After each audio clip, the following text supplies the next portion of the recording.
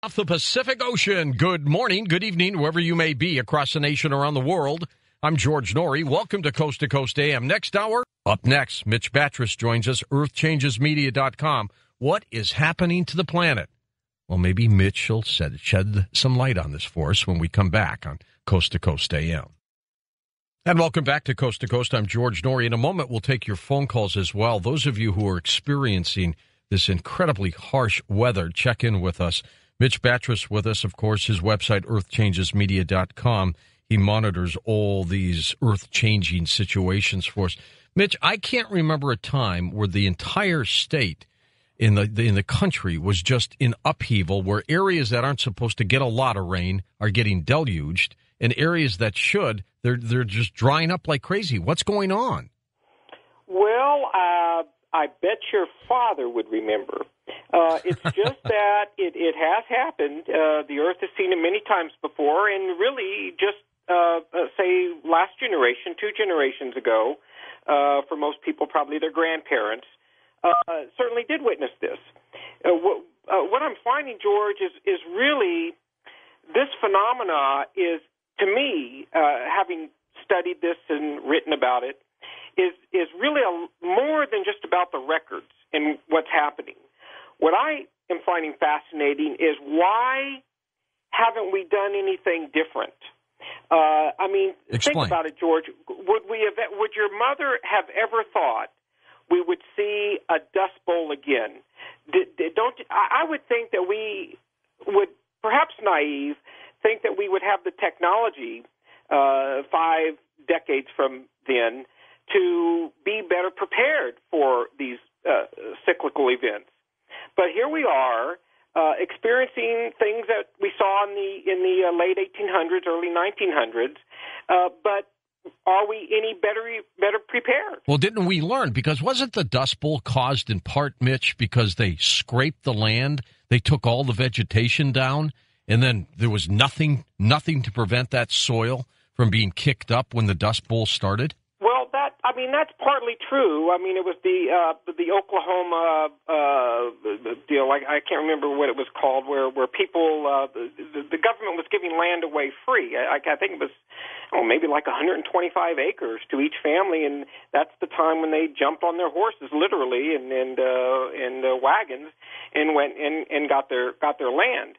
And they did work this less inhabitable land, perhaps more than what we know today with our technology. However, having said that, although that might have a small contribution, remember, George, in our interview, I don't know, maybe a month or 2 ago, it wasn't that long ago, that we found that record heat had been much higher than it is today, and it just so happened to be at the time around the Dust Bowl in the early 1900s, say from 1910 to 1935 to 36. That was the Homestead Act, Mitch, that they gave this land to. Thank you. Yeah. I should know that. I apologize.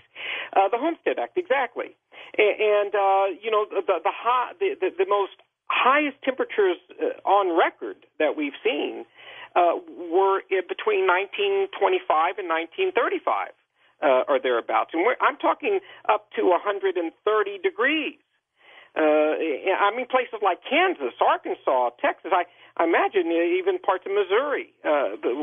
So, again, I wonder what our grandparents would say. Well, okay, so let's assume we're in a cycle again. But the point is, this is a rotten cycle, isn't it? Well, that's the point. You hit it again, George, like you so often do. That is my point tonight, is why are we repeating what we should have learned from before? Now, here's something that is of human nature that's part of our chemical makeup, and that's called acclimation. Believe it or not, when I was very young in school, and George, I'm pretty sure it was you too, anybody in their 50s and 60s or slightly younger went to at least elementary school, if not junior high, with no air conditioning. Now, if you lived in cool places, it didn't matter. I remember when my folks got their very first window air conditioner. Mm-hmm. They put it in the living room of our little house in Dearborn, Michigan. And, this little thing was in there. We didn't have central air. Nobody even knew what that was then. And we were mesmerized by it. We would sit in the living room for hours at end because it just felt so good. Yes. Remember that? I do remember that. We had a Fredericks, I think. Fredericks was probably one of the, top models at the time. And you're exactly right. Now, my point is that you and I and many of our listeners went to school, whether it be elementary or junior high or high school, without air conditioning. That's right. Now, can you imagine these record temperatures are very warm temperatures that have, been through the 40s and 50s, anything over 80 in some places, but, when it gets to 95, 100, 105, that's bad. And that covers a lot of states from California to Florida and northward, that we were acclimated to. In other words, we didn't know any different. We cooled off with the fan, then the window unit air conditioner came, and I think it was, the mid-60s, many of the schools, between 65 and 70, most of the schools were becoming air-conditioned, and we became acclimated to that. In other words, back then in the 60s, I could survive that. I mean, it was hot as hell, didn't like it, but I didn't know any better. None of us did. But once we knew something, you could never go back. We cannot go back. You can't. As a matter of fact, I had a friend of mine lived in Bahrain, and his grandfather would sleep on the roof every night in Bahrain. And I asked him once. His name was Mumar al-Sharugi, my friend. And I said, okay, tell me, why does your grandfather sleep on the roof? He says he cannot sleep in an air-conditioned house. He couldn't do it. He was so used to the other way that he had to keep doing that. But you're right. We couldn't go back to it. But so we're in this cycle. But I mean, how much longer can the United States, for example, endure this? Food prices are going to go through the roof. Again, George, you're reading my notes. Now, believe it or not, the IPCC, my nemesis, really, although there are a handful of great scientists on that board, but the IPCC, the Intercontinental Climate Coordination, our committee, those are the ones who were supporting the global warming and getting on all that bandwagon and stuff. However, there were several who made some very key points, and it is documented in the IPCC. And one of those is food shortages. Mm-hmm. The other major one was watch out for coastal areas. Wow. And so they implemented that we better start preparing for these temperature fluctuations and the rising or falling of water levels. That's right in there. And they even went as far as to kick it over to the Pentagon. What's going to happen when there's food shortages and what kind of civil unrest we'll have. I mean, they were really thinking way ahead of this thing, and they're right. Now, again, it goes back to my question, why didn't we learn from the early 30s? Are we really that short-sighted?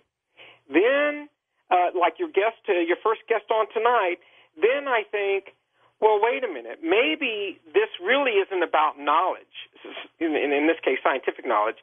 Really, this is politics. And maybe it's the powers that be don't really want to let go of, whether it be the oil companies or whoever profits from energy, that is really not wanting to step forward. Can you imagine, George, people of my age, your age, younger, I would have never thought in a million years that the Democrats and Republicans, or the red and blue, whatever color, when it came to national security, if you will, or national interest, let's say, that there would be such political infighting. And here we are really at a threat, and I believe it to be real. I don't know otherwise, that come August, if we don't meet this debt coverage, right, that we're going to be indebted to other countries, and the interest rates go. I mean, how could that not be prevented? That's the correlation I'm trying to make. How could we be so short-sighted to not prepare for that? And likewise with the weather, how could we be so short-sighted not to see these weather patterns and get and be prepared? Here's one of the answers: global warming. What happened was the biggest snafu that has happened in my lifetime in this century and last century, and I do correlate it to basically like the Wall Street. They're very two similar roads, maybe even the same players. And that is that the global warming people politically captured, if you will, the true environmentalists to get on their bandwagon. They were able to speak their lingo just enough to get them on, hey, this is all about pollution. And they sidestepped the true science of it. And before we knew it, in a very short period, I'd say 10 years, we got to the point of Al Gore saying the data's in, the research is over, or whatever he said, and here's the facts.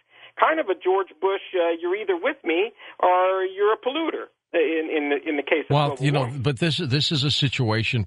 Older folks are starting to die now because of this heat wave, and I still want to talk with you about the sun and the sun's activity when we come back. If one was really spiritual, Mitch, you'd think maybe something was going on with end times here, because this is all strange stuff. Anyway, we'll be back in a moment with Mitch Battros. And we're going to take your phone calls specifically from those of you who are involved in the middle of all this stuff right now, these heat waves and droughts and floods. Check in with us and share your story. I'm George Noory, and we'll be back in a moment on Coast to Coast AM.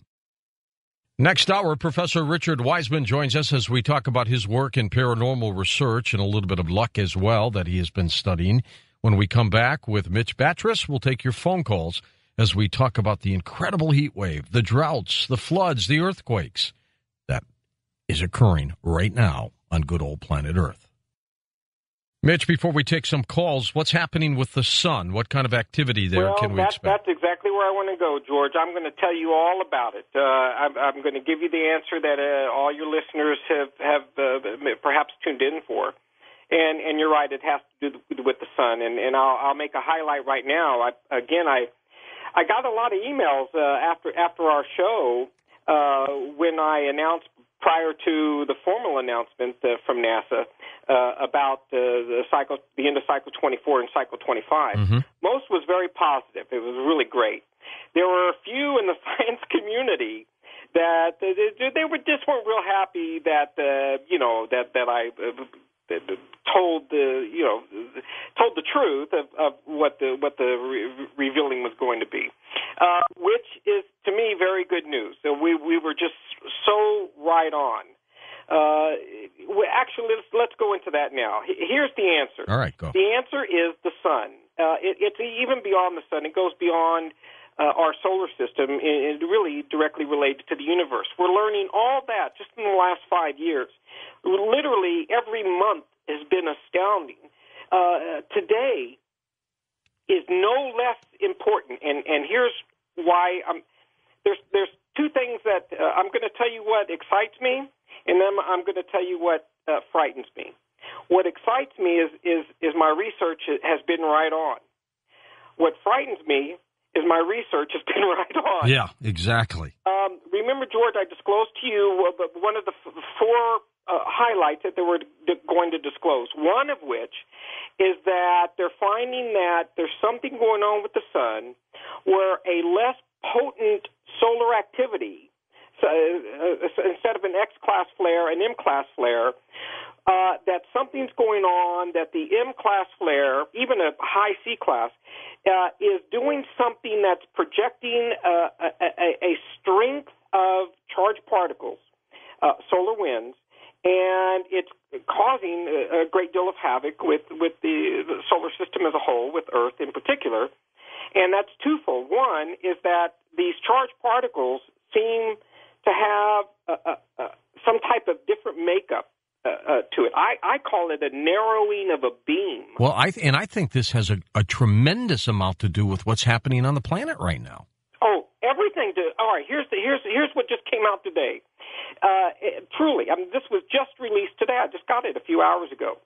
An M-class flare that occurred on June 7th and you probably announced it on your show, or maybe the next day on the 8th. Yes. It was a low-end class. I think it was an M1, maybe an M3 class flare, relatively low. That it had produced a CME, coronal mass ejection, so large, so potent, that it's within the top 5% of any CME ever recorded. Now, what's wrong with this picture? There's always been a direct correlation between a solar event, a solar flare, and its follow-up with an expelling of plasma. Well, how could you have a small ejection and a big flare? How could that happen, or vice versa? They don't know. That is their answer, is they don't know.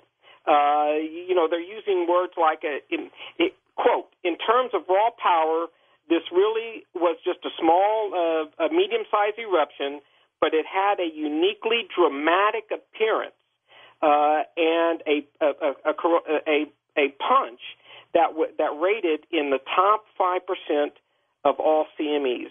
And this was observed through the new instruments, is why we're learning so much. This one happened to be the SDO, one of the satellites up monitoring the sun, that caught this event on the 7th, and it wasn't until sometime later, give them some credit, although they basically get it in real time, but I give them credit. I mean, it does take some time to analyze what they just saw, so it hasn't been that long. It hasn't even been a month. I think that's pretty good. And we just had another one in July, too, just a few days ago. Mitch, let's take some calls. They're lining up for you. Wayne in El Campo, Texas. You're up with us on Coast to Coast. Hi, Wayne.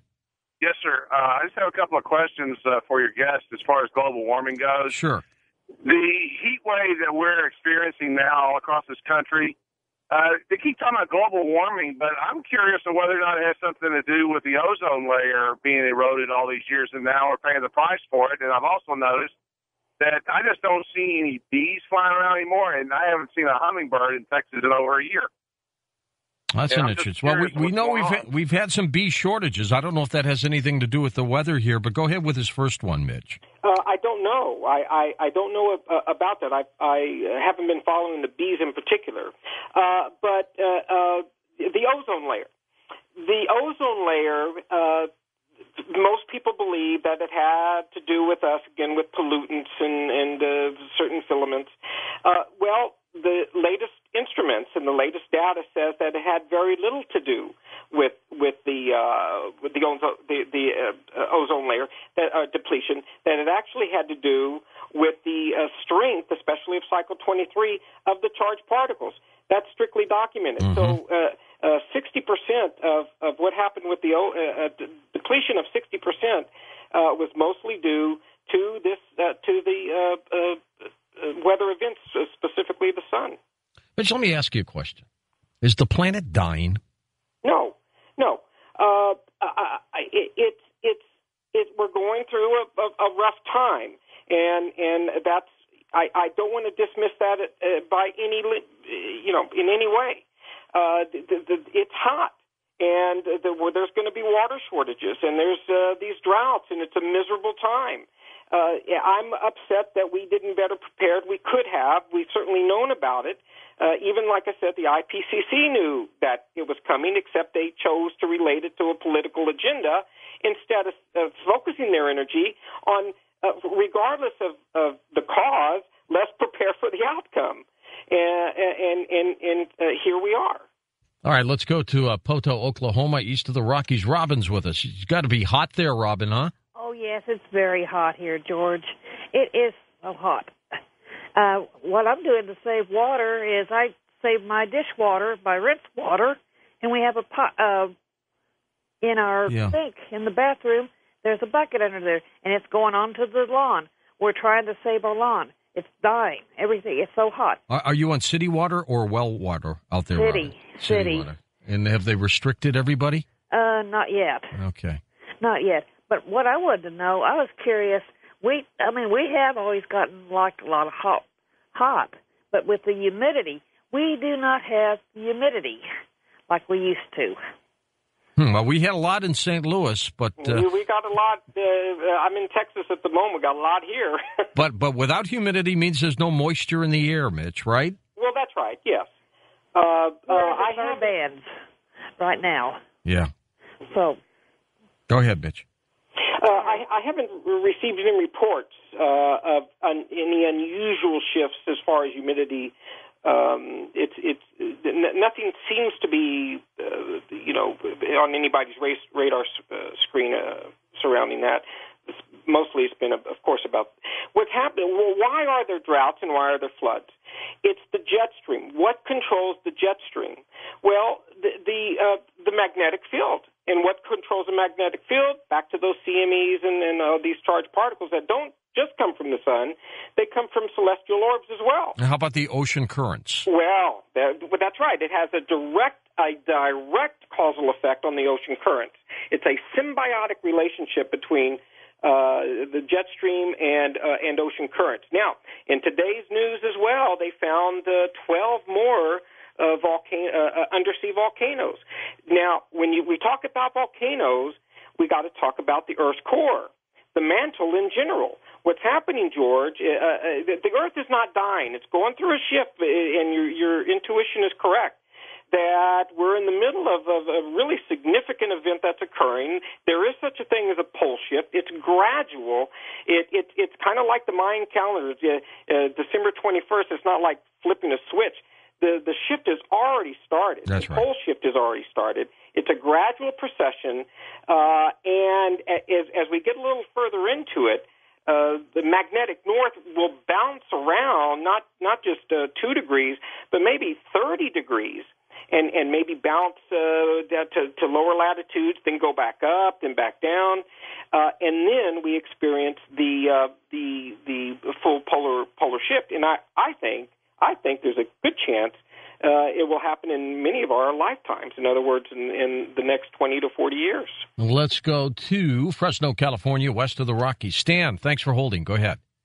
Good evening, George. Yeah, listen, I'm sure there's a lot of contributing factors that are involved here for the weather conditions. But you know what? When you have to look at it, who's really in charge of everything? It's a living planet. I think our Maker, the Lord, is in charge of a lot of this, of what's happening. And, you look at the sin that's going on in the world. The man has gone against God's way, and this is what's causing all. But, look at America. Have you noticed how America's really been pounded a lot lately? Oh, incredibly so. Yeah. I'll tell you why. Let me tell you why. If you really look at it, Israel is God's chosen nation. And, any country that goes, America has supported Israel. We've always supported it. Barack Obama has not supported it. He's not been very supportive. He snubbed the Israeli prime minister when he came over, just walked out of the meeting. Didn't even offer him a dinner. It's been noted down. We know he's been against Israel quite a bit. This does not set well with the Lord. And God says, this is chosen nation. I mean, you should support Israel. Well, I have long wondered, Mitch, without getting religious here, if that had anything to do with this. That's why I asked you if you were very spiritual, because, who knows? There could be some kind of intervention here. Maybe? Yes, George. I've actually been thinking about that lately. How of course, as you know, much of my study is in ancient text, Mayan prophecy in particular, and the calendar and the ancient civilization. What I'm going to call this, and I really actually appreciate that the first couple of sentences our guest just said. This is a living entity. It's a living, God. Who's running the show? Or why would he let us do this? You know what I'm going to call this, George? I'm going to call the time we're in the Atlantis syndrome. Now, I'm not a big Atlantis guy, all right, but let's assume that Atlantis was real, and there was some. I think it was. Okay, let's say it is. As I understand it, their demise was themselves. That basically they misused, as I understand it, they misused their spiritual prowess. Well, they could have contributed to their demise. There's no doubt about that. That's what I heard. I mean, if you've heard something different, let me know. I mean, there could have been an asteroid that plunged down next to them and sank the whole place. Okay. Well, if it had to do with the misusing of the knowledge that they had, and let's say they were evolved, what happened? many of the theorists that believe regarding Atlantis is that they imploded. In other words, their knowledge surpassed their ability to guide it. Well, maybe something like that is happening, and maybe that is what Mayan prophecy is about. That's why we're ending the fourth world, beginning the fifth world, and it's not the end of the world, as some people quote, but there's certainly a shift going on. And what I believe we are seeing externally, earthquakes, volcanoes, droughts, and so forth, I think many people are experiencing that internally. I think there's a lot of emotional discord going on. What Mayan text tells us is that in this time we will be conflicted. We will be at the fork in the road, so to speak. We will either choose a path that is productive in everyone's best interest, or we may choose a path that's self-defeating, that will resist change, denies any of the bad traits that one may have arrived, and they believe it's a time of purging, if you will. And so they end it with, we are still empowered. It's not fate, that we actually have a part in which way we go. Some people are concerned about Comet Elenin. How about you? There is no evidence whatsoever that... I take that back. I said that wrong. There is a very small chance that the comet is coming in November at a time of the Leonid meteor shower. Okay. There's a small possibility that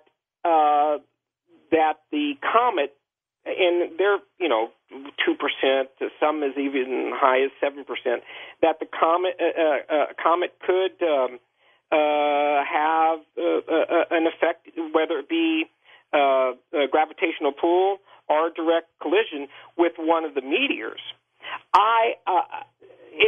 It could happen, but I don't know if it will have any significance to the impact of Earth. And just one last thing on the comets. Many people believe the coma is the size of a comet. The glass, the cloud, the smoky, right, the gaseous cloud around it, gaseous cloud, which could be the size of Jupiter, but the nucleus is maybe 10 to 100 meters across. And people need to keep that in mind. And in other words, relatively small. It's the size of maybe a small building, and it's really not the size of its coma. Let's go to David in Boulder, Colorado. Hey, David, go ahead. Yeah, I just I wanted to bring up a couple of things. My father used to work for NOAA and Sea Communications, the Navy, things like that, intelligence. And he used to work a lot with the sun, and he told me that we were going to, and he told me this in the 90s, that we were going to hit a solar minimum, and then we're going to enter a small ice age. I don't know. I think he's right. He's right. That's exactly what he told me in the 90s. And other little things add to this, like a tsunami. When that happens, an earthquake so intense that it can knock the Earth a degree off axis. The Russians, when they exploded the largest nuclear weapon on Earth underground, actually knocked the Earth again off another degree off axis. Well, and that's happening too. Yeah. Things are going. Little things like that. And you said he worked for NOAA. I thought for a moment he helped build the Ark. I don't think he's that old, is he? Actually, he designed... National Oceanic Atmospheric Administration. That's right. He designed antennas. They put them all over the world. But he also worked with Star Wars Project, Brilliant Pebbles, things like that. So I heard a lot of things when I was a kid. I was lucky. You've heard it all. Yeah. Okay, Thanks, David. Appreciate you checking in. About a minute or so to go here, Mitch. So where do we go? I mean, what kind of a summer are we going to have here? What's the fall going to be like? Summer. It's going to be a miserable summer, and we're not used to it. 50 years ago, George, we were more adapted to it. Even 40 years ago, the world has changed. So there's acclimation really does play a huge a role in this. But I'm not denying that the temperatures are not high. They're very, very high. They're not as high as they have been before. even as near as the 30s. So, people need to be very careful with this, and I certainly am. A matter of fact, the area that I'm staying in now does have the water restrictions.